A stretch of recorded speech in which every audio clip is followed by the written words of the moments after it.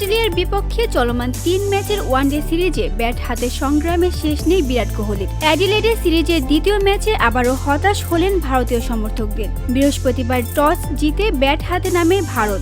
দলের শুরুটা ভালোই ছিল, কিন্তু ওপেনার ও অধিনায়ক শুভমান গিল ফিরে গেলে ব্যাট হাতে নামেন বিরাট কোহলি। গ্যালারিতে তখন প্রত্যাশার ঢেউ।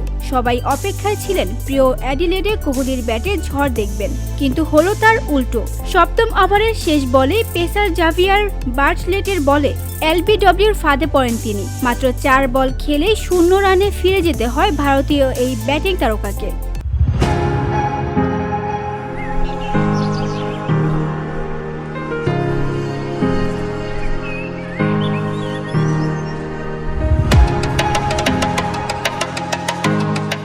এই আউটের মধ্য দিয়ে কোহলির এক অপ্রত্যাশিত রেকর্ড গড়ে গেল। 304 ম্যাচের ওয়ানডে ক্যারিয়ারে এই প্রথমবার ধারাবাহিক 2 ম্যাচে 0 রানে আউট হলেন তিনি।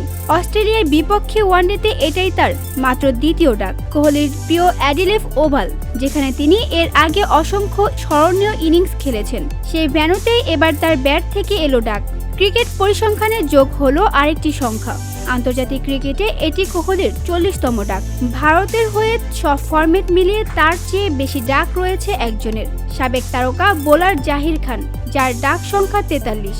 বিশ্ব ক্রিকেটের ধারাবাহিকতা ও মানসিক দৃঢ়তার প্রতীক হিসেবে পরিচিত বিরাট কোহলি। তবে সাম্প্রতিক এই ব্যর্থতা তাকে যে ভাবাচ্ছে তা স্পষ্টই বোঝা যাচ্ছে। আগামী ম্যাচে কোহলি কিভাবে ঘুরে দাঁড়ান তা নিয়ে এখন আলোচনায় ক্রিকেট বিশ্ব।